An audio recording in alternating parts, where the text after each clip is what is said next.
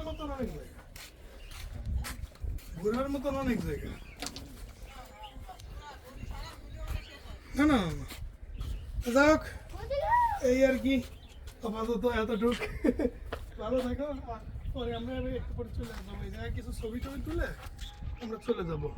আর শোনো, একটা পারিবারিক কথা বলি, সেটা হচ্ছে আমি দিবানি আজকে দিবানি, বুঝলে? আমি রাত্রি ফোন দিবানি, পরে দিয়ে কথা বলবো নিয়ে বিষয়, ঠিক আছে? আচ্ছা রাখলাম। আচ্ছা,